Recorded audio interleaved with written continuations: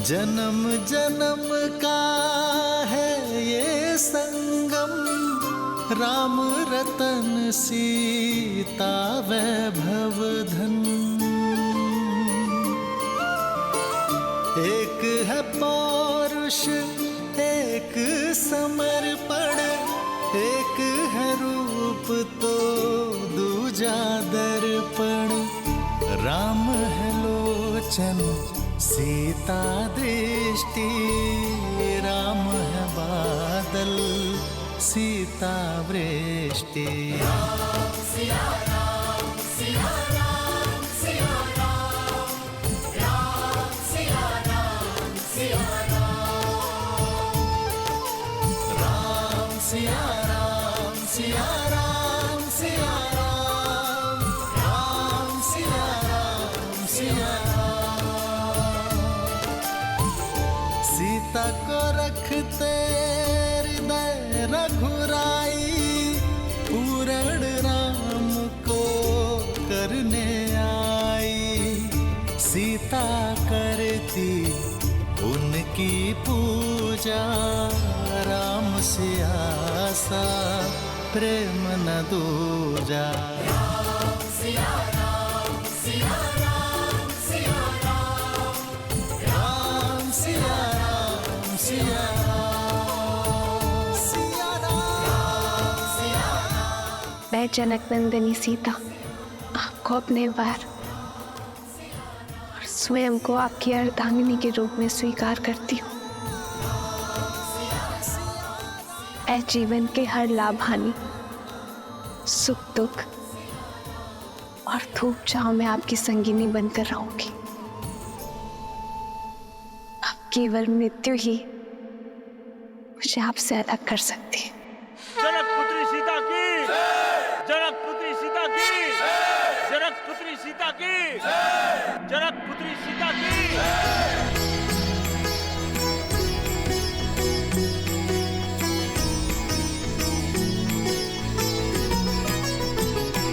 हो सोहती सिए राम के जोरी, छवि सिंगारू मनहु एक ठोरी। सखी कहाही प्रभु पद गहु सीता, करती न चरण परस अति भीता। आपने मुझे अपना अर्धांग चुना है, अर्थात हम दोनों एक दूसरे को पूर्ण करेंगे। आज से मैं आप हूं और आप मैं, ना कोई छोटा ना कोई बड़ा, ना स्वामी ना सेवक। हर स्थान हर मान में हम दोनों समान होंगे।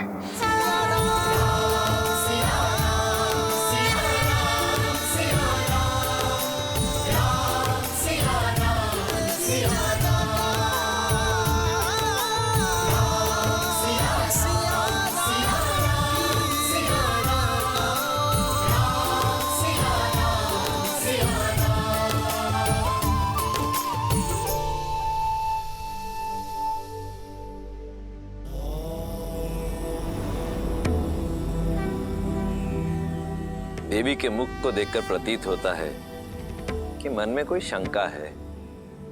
शंका नहीं, उत्सुकता है महादेव। परशुराम तो स्वयं नारायण के अवतार थे, तो फिर वो श्री राम को पहचान कैसे नहीं पाए और उन्होंने क्रोध क्यों किया? और एक ही समय में विष्णु के दो अवतार संभव हैं? देवी ये तो उचित नहीं है। मुझ भोले से एक साथ इतने सारे प्रश्नों का उत्तर चाहती हैं आप। मैं एक एक करके उत्तर देता हूं। सत्य तो यह है कि भगवान परशुराम ने श्री राम को देखते ही पहचान लिया कि वो नारायण का पूर्ण अवतार है, परंतु आवश्यक ये था कि ये संसार भी जान ले कि वो कोई साधारण राजकुमार नहीं, अपितु स्वयं नारायण है। यही कारण है कि भगवान परशुराम ने श्री राम के समक्ष विष्णु के धनुष सारंग पर प्रत्यंचा चढ़ाने की चुनौती रखी। ऐसा उन्होंने इसलिए किया ताकि ये संसार श्री राम के बल और उनकी श्रेष्ठता को स्वीकार कर सके। रही बात दो भिन्न अवतारों की, तो यदि लक्ष्य भिन्न हो तो नारायण अवश्य ही दो अवतार भी ले सकते हैं। जहां एक और भगवान परशुराम ने सतयुग में धर्म और न्याय की स्थापना हेतु अवतार लिया, वहीं त्रेता युग में प्रभु श्री राम ने मर्यादा की स्थापना हेतु अवतार लिया। जय श्री राम। जय श्री राम। अब कथा में आगे बढ़िए ना महादेव, मुझे श्री राम और सीता का विवाह देखना है। देवी, इतनी आतुरता अच्छी नहीं। आप अपनी अधीरता के रथ को तनिक थामिए। हम सीता और राम के विवाह की बात कर रहे हैं। कितने प्रबंध करने होते हैं, कितने काम होते हैं, उसमें अभी समय लगेगा।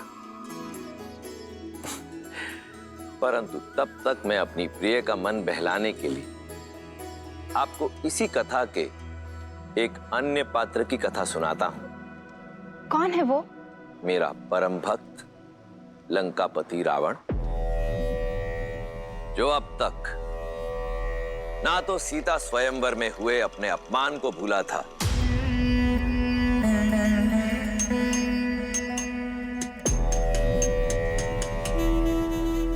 और ना ही भूला था देवी सीता के अप्रतिम सौंदर्य को।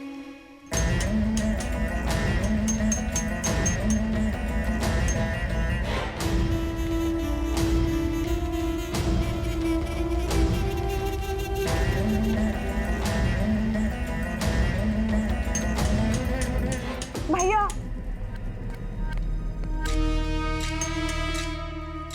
भैया वो विद्युत जीवा।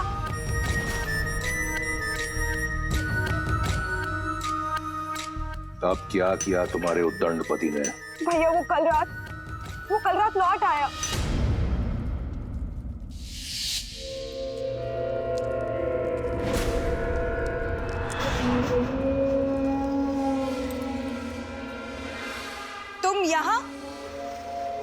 तुम यहाँ क्या कर रहे हो विद्युत जीवा? क्या एक पति को अपनी पत्नी, एक पिता को अपने पुत्र के पास होने का कोई अधिकार नहीं है?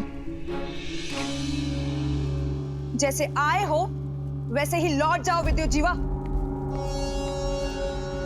अन्यथा भैया तुम्हारे प्राण ले लेंगे, क्योंकि वो अपना अपमान कभी भी नहीं भूलते। अपमान तो मेरा किया है तुम्हारे भाई ने। क्या अधिक चाहा था मैंने? एक छोटा सा राज्य ना। राज भिक्षा में नहीं मांगे जाते विद्युत जीवा, बल्कि बल और साहस से अर्जित किए जाते हैं, जो तुम में बिल्कुल भी नहीं था। आज की बात करो सुपर्णखा।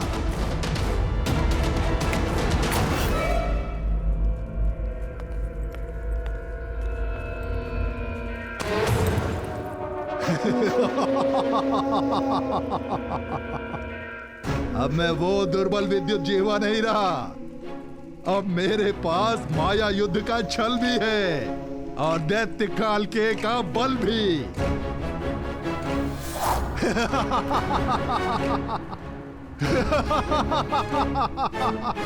ये काल के? हाँ, काल के अस्त्र। मैं रावण से डरकर भागा नहीं था शूर्पणखा। मैं तो सज्ज हो रहा था उसका सामना करने के लिए। धरा से नीचे गहराई में पाताल और रसातल के मध्य एक नगर है, आसमानगढ़। मायावी नगर है वो, जो रक्षित है नीवट कवच दानवों द्वारा, जो माया युद्ध में प्रबल हैं। और अकेला नहीं हूं मैं। रावण के भय से छुपे आसमानगढ़ में मेरे संबंधी दैत्य काल के भी मेरे साथ हैं। कुछ नहीं कर पाएंगे तुम्हारे ये काल के, क्योंकि स्वयं काल मेरे महाशक्तिशाली भाई का दास है। महाशक्तिशाली? अरे तो कहाँ है सीता? कहाँ है शिव धनुष? हाँ, उसकी शक्ति का प्रदर्शन पूरे संसार ने मिथिला में देखा था। अब समय मेरा है, लंका अब मेरी होगी, रावण का अंत होगा। मूर्ख हो तुम, देव, असुर, यक्ष, गंधर्व, कोई भी मेरे भाई को मार नहीं सकता। मार नहीं सकता तो बंदी बना लूंगा, पर रक्तपात से क्या लाभ है? अरे जाओ जाओ, जाकर समझाओ अपने भाई को, सिंहासन त्याग कर मुझे सौंप दे, अन्यथा मेरे पास दूसरे मार्ग भी हैं। भैया, मैं आपका अहित होते हुए नहीं देख सकती, मैं आपका घात होते हुए नहीं देख सकती, इसलिए आपको सावधान करने चली आई। क्षमा कर दीजिए विद्युत जीवा को, मूर्ख है वो, पर मेरा पति है। भैया, आपका ये मौन मुझे भयभीत कर रहा है भैया। अरे बड़बोला है वो। बड़बोला? पहली बार सही बोला। सत्य है, मैं लंका के सिंहासन योग्य नहीं। बुलाओ उसे, कहो कि रावण सिंहासन त्याग कर वनवास जाना चाहता है।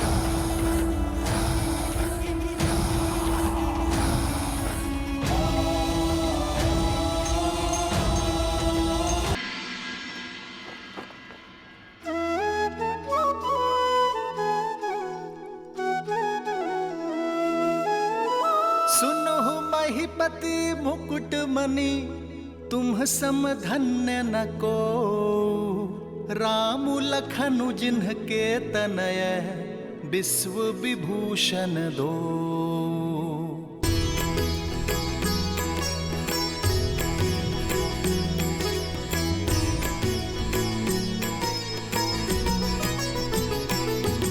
हो पूछन जोगु न तनय तुम्हारे, पुरुष सिंधति हूँ पुर उजियारे।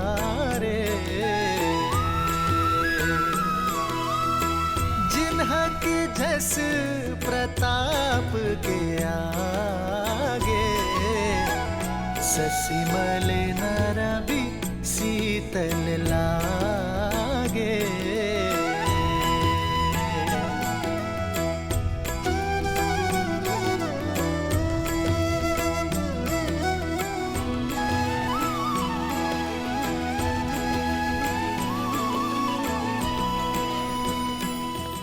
अयोध्या राज की जय हो। महाराज, मिथिला से आपके लिए संदेश है।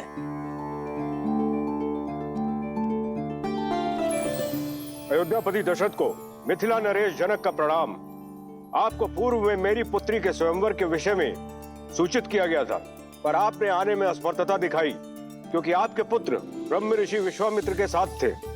महादेव की कृपा और मां गौरी के आशीर्वाद से ब्रह्म ऋषि विश्वामित्र आपके पुत्र राम और लक्ष्मण को स्वतः स्वयंवर में ले आए, और जब संसार का कोई शूरवीर शिव धनुष की प्रत्यंचा न चढ़ा पाया, तो ब्रह्म ऋषि के आदेश से आपके सुपुत्र श्री राम ने चुनौती पूरी कर दिखाई।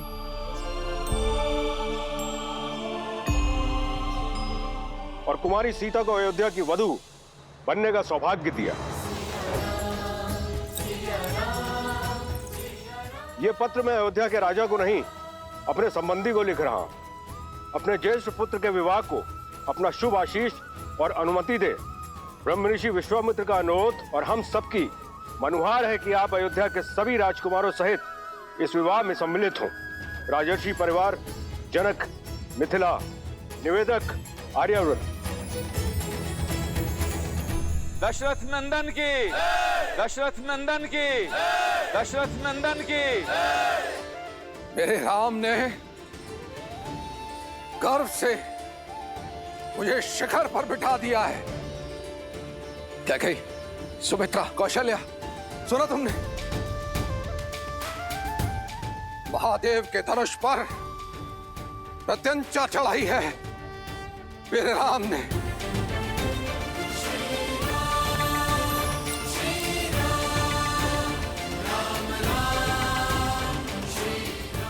हमारे राम ने ये कार्य यदि कोई कर सकता था तो केवल हमारा राम।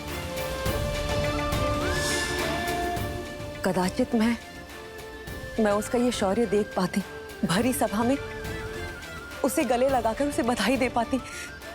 दीदी, हमारा राम। सुमित्रा,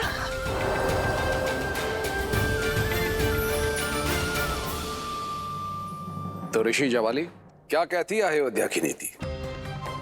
क्या एक पुत्र के विवाह के लिए राजा अपने राज्य को छोड़कर जा सकता है या नहीं? अति शीघ्र महाराज, परंतु उससे पहले एक शिष्टमंडल नव संबंधियों के साथ उपहार समेत भेज देना चाहिए। तो उस शिष्टमंडल को तुरंत प्रस्थान करना चाहिए। जी। ब्राह्मणों और पुरोहितों के दल को मिथिला की ओर प्रस्थान करने के लिए कहें। राजा जनक को सूचित किया जाए कि समस्त अयोध्या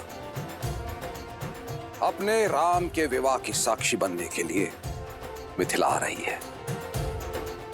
समय व्यर्थ ना करें ऋषि जवाली, मेरे राम का विवाह है, विलंब ना हो। जैसी आपकी आज्ञा। महामंत्री सुमंत्र, अयोध्या के सभी रथों को सज्ज कीजिए और उन्हें उपहारों से लाद दीजिए। जो आज्ञा महाराज। देवी कौशल्या, नव विवाहितों के स्वागत के लिए अयोध्या को एक नव वधू की तरह सज्जित कर दीजिए। देवी सुमित्रा, भरत और शत्रुघ्न को संदेश भेजा जाए कि वो शीघ्र अतिशीघ्र मिथिला पहुंचे। कैकेयी, उत्सव की घड़ी आ गई है, सभी प्रबंधों को देखो, कोई कमी नहीं रहनी चाहिए। मैं गुरुदेव वशिष्ठ से मिलकर आता हूं। ये विवाह उन्हीं के आशीर्वाद से होगा। जी महाराज, मेरे राम का विवाह है, मेरे राम का विवाह होने जा रहा है। मेरे जीवन की सबसे शुभ सूचना है। मंत्र, मेरी चूड़ामणि कहाँ है? इतने वर्षों से अपनी वधू के लिए संभाल के रखी थी। विवाह तो राम का है कैकेयी, किंतु तुम ऐसे प्रसन्न हो रही हो जैसे कि भरत की वधू घर आ रही है। ऐसे सज्ज हो रही हो जैसे कि राम तुम्हारे वंश को आगे बढ़ाएगा। मां कहकर नहीं पुकारा होता ना, तो अभी इसी क्षण तुम्हारी जीभ काट देती। वो जीभ जो सदैव शुभ अवसर पर विष उगलती है। एक बात कान खोल के सुन लो मंत्रा, विवाह मेरे पुत्र राम का है, मेरे राम का।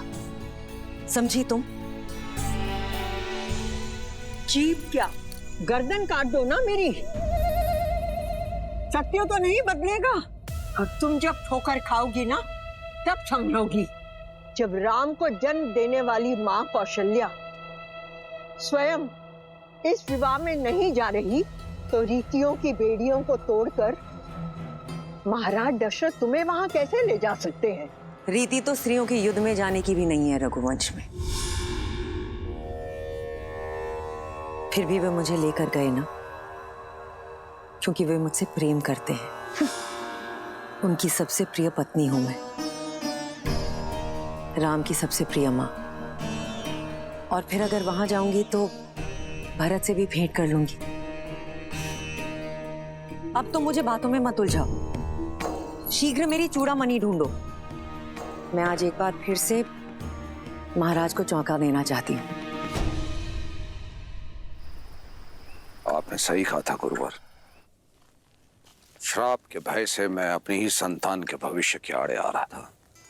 देखिए ना, मेरा राम संसार की सर्वश्रेष्ठ कन्या का वर चुना गया है। यदि उस दिन मैं उसे ब्रह्म ऋषि विश्वामित्र के साथ जाने से रोकता, तो राम शिव धनुष उठाकर मेरा और अयोध्या का गौरव किस प्रकार बढ़ा पाता। बहुत बहुत धन्यवाद ऋषिवर। धन्यवाद महादेव का, जिन्होंने राम और अयोध्या के साथ साथ हम सबको यह गौरव दिया। जो भूल करने से बच गए उस पर पछतावा करने से कोई लाभ नहीं पुत्र। आओ राम के इस भव्य विवाह की यात्रा प्रारंभ करें।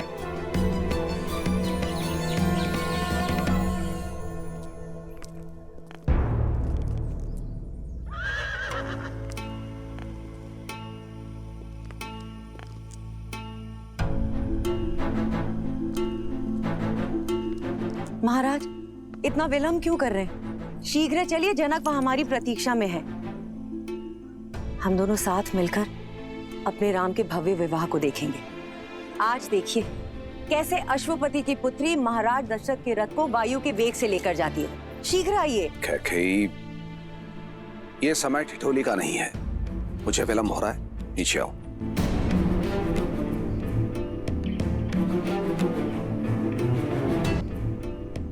अच्छा, तो अब महाराज रीति नीति की दुहाई देकर मुझे रोकने का प्रयास करेंगे। कोई भी रीति या नीति मुझे अपने राम के विवाह में जाने से नहीं रोक सकती महाराज। कौशल्या और सुमित्रा भी राम की मां है, किंतु वो भी तो नहीं जा रही। और फिर परिस्थितियां भी अनुकूल नहीं है।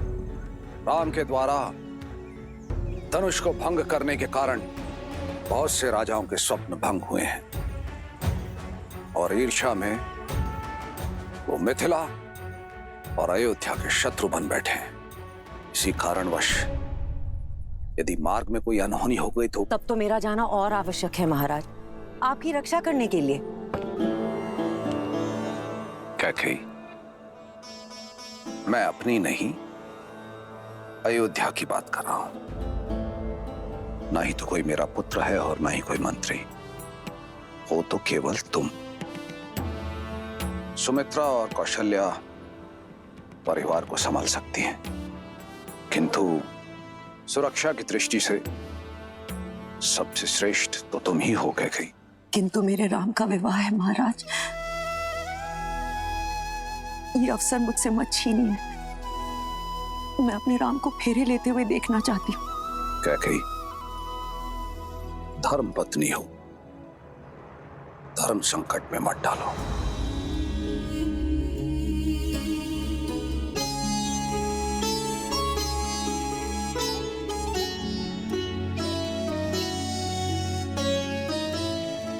किंतु मैं भावुक भी नहीं देख सकता। यदि तुम्हारी इच्छा इतनी प्रबल है तो तुम मिथिला जाओ, मैं यहां रुककर अयोध्या की सुरक्षा देखता हूं। महाराज, इतनी स्वार्थी भी नहीं है आपकी कैकेयी। जानती हूं आपके राम में आपके प्राण बसते हैं। उसका विवाह देखना आपका सबसे बड़ा स्वप्न है। ये स्वप्न कैसे छीन लूं आपसे? वैसे भी मेरा मन आपसे थोड़ा अधिक कठोर है, ये पीड़ा सह लेगा। आप जाएं महाराज, अपने पुत्र के विवाह का आनंद उठाएं। अयोध्या की रक्षा करने के लिए आपकी कैकेयी है।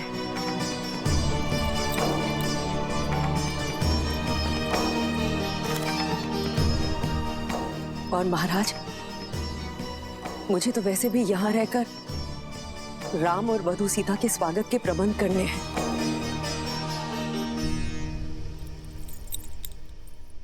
ऐसे सजाऊंगी अयोध्या को कि इंद्रलोक की दमक और वैकुंठ की शोभा भी फीकी पड़ जाएगी। प्रिय कैकेयी, ये मेरा वचन है, अगली बार कोई बाधा नहीं होगी। हमारे पुत्र भरत के विवाह में उसकी माता अवश्य उपस्थित होगी और वो हर रीति में सम्मिलित होंगी। आप राम और सीता को मेरा प्रेम दीजिएगा। आप जाए महाराज, विदा।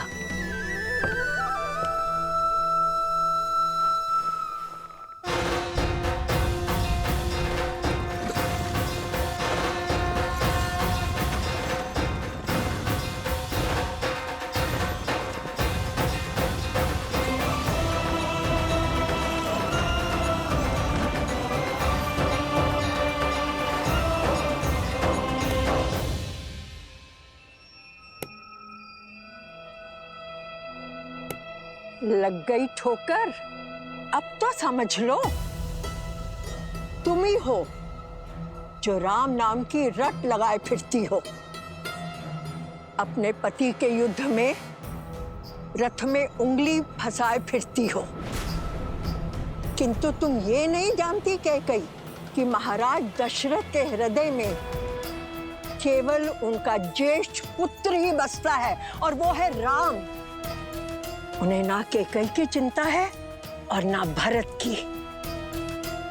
कैकई, मेरे शब्दों को गांठ बांध लो, वो समय दूर नहीं कैकई जब तुम्हें विश्वास हो जाएगा कि अयोध्या में तुम्हारे हित के बारे में केवल मैं सोचती हूँ, ना राम और ना महाराज दशरथ।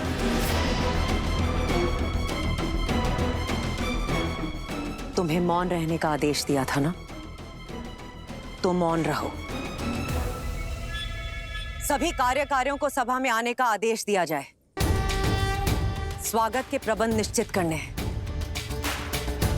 अयोध्या का भविष्य मेरा राम लौट कर आ रहा है।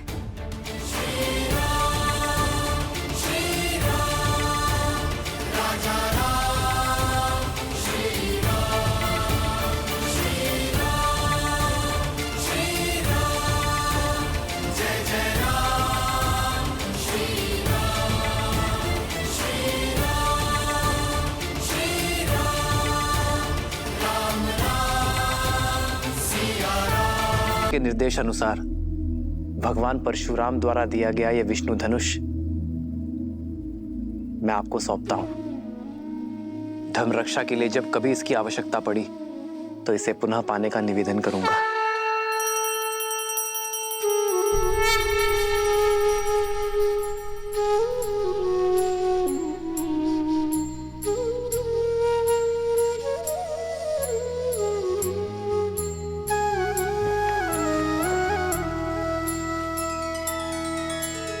वरुण को सारंग सौंपा, शस्त्र से नामोह है।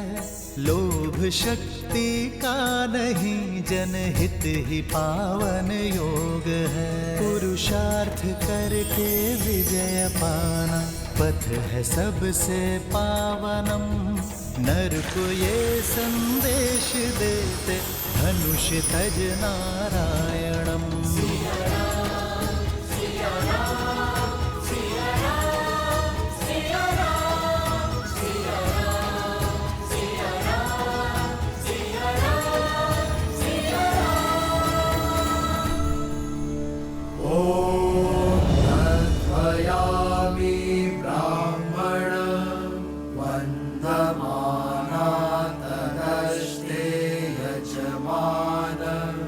हविरभिः अहदमना वरुणेहा, प्रद्युरुषगम समान आयुः प्रमुषेह। ॐ वरुणाय नमः।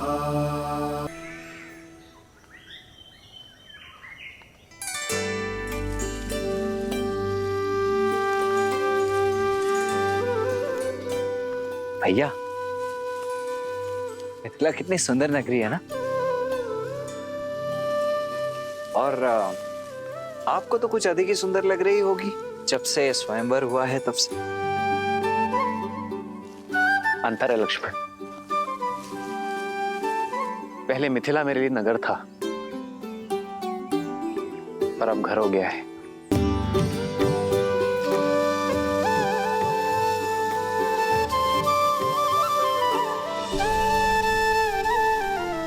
मैं माँ गौरी को धन्यवाद कहकर आता हूं लक्ष्मण। देवी सीता को पहली बार यही देखा था। जी भैया।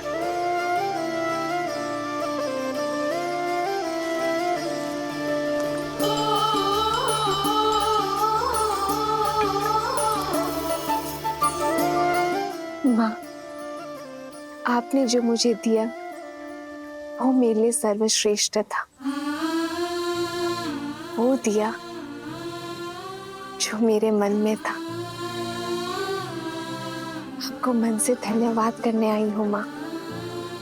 ये आपके आशीष का प्रताप है कि स्वयंवर में एक पल के लिए भी निराश नहीं हुई मैं। धन्यवाद माँ। माँ का आशीष दोनों पर है, तो धन्यवाद देने एक ही क्यों आए?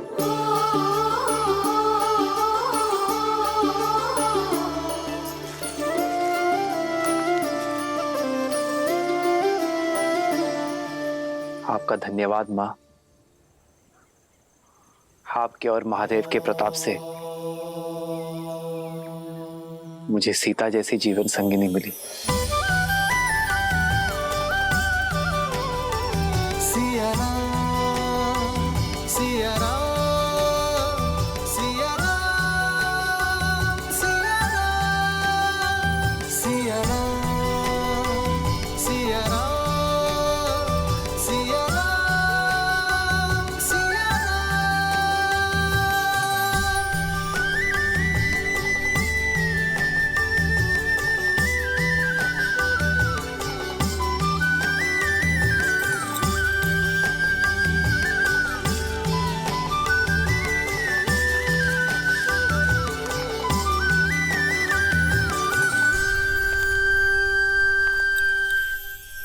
आप मेरे चरण स्पर्श क्यों कर रही? देखिए, मैं वो नहीं हूं जो आप समझ रही हैं। वो तो मेरे ज्येष्ठ भैया राम हैं जिन्होंने धनुष उठाया था। मैं तो उनका अनुज लक्ष्मण हूं। किसने कहा मैं आपके चरण स्पर्श कर रही हूँ?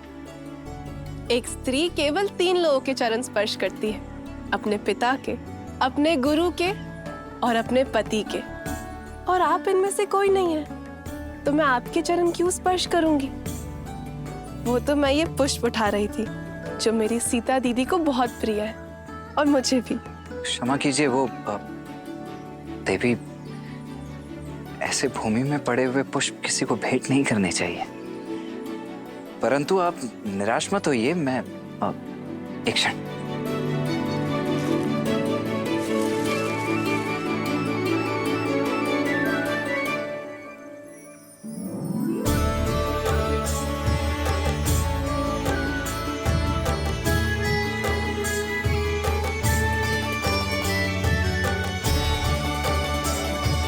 आपके लिए नहीं है, भाभी मां सीता के लिए।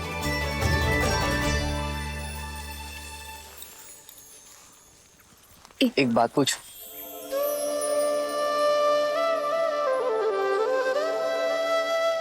पहले आप। नहीं, स्त्री होने के नाते प्रथम अधिकार आपका है। जो आज्ञा। तो बताइए, प्रत्यंचा चढ़ाने आप सबसे अंत में क्यों आगे बढ़े? क्योंकि गुरुवर का आदेश था। पर जब कोई प्रत्यंचा नहीं चढ़ा पा रहा था तो मैंने आपके नेत्रों में चिंता नहीं देखी। क्योंकि माँ गौरी का आशीर्वाद था कि मुझे मेरे मन के ही स्वामी मिलेंगे। वरमाला के समय आपके नेत्रों में एक भाव था, जैसे आप जानती थी कि वरन हमारा ही होगा। क्योंकि आपकी विनम्रता और करुणा का संदेश आपकी मिथिला आने से पूर्व महादेव का संकेत बनकर पहुंच चुका था। यदि गुरुवर हमें मिथिला ना लेकर आते तो लाना पड़ता, क्योंकि भले ही वो ब्रह्म ऋषि है, पर महादेव के चयन और गौरी माँ के आशीर्वाद के आदेश के परे नहीं। बिना मुझे जाने मुझ पे इतना विश्वास? भूमि से उपजूं आर्य, एक झलक से समझ जाती हूँ कि किसके हृदय की भूमि में विश्वास का पौधा उपजेगा। महाबली लंकेश ने जब प्रयास किया था उस समय भी भय नहीं लगा आपको? नहीं, क्योंकि 8 वर्ष की आयु में मैंने वो धनुष उठा लिया था भली भांति जानती थी कि उस धनुष को कोई बाहुबल से नहीं उठा सकता, पर उस राक्षस की आंखों में मैंने अपमान की लज्जा देखी, हार की खींच देखी।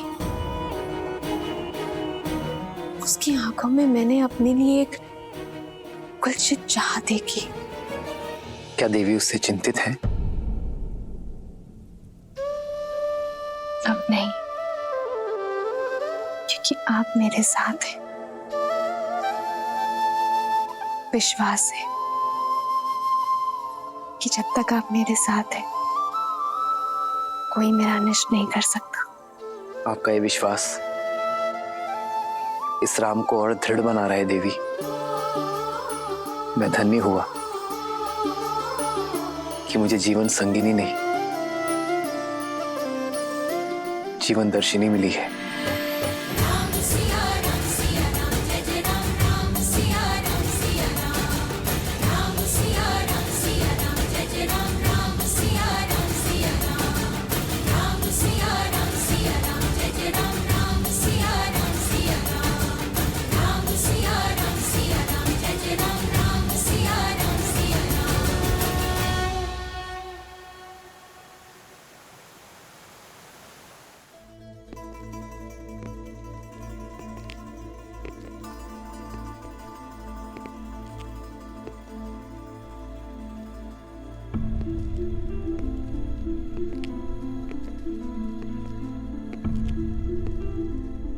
अंततः मेरी कामना पूरी हुई भैया।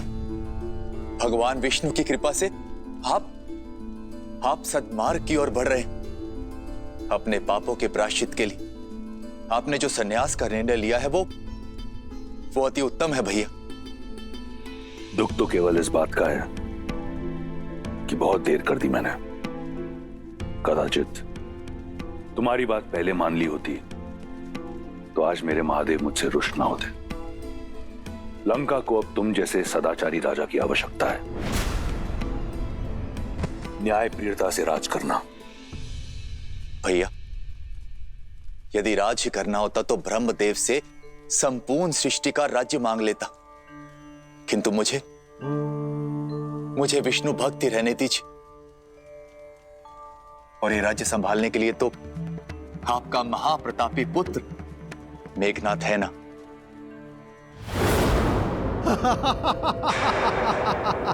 अद्भुत लग रहा है। लंका में विदूषकों की सभा हो रही है।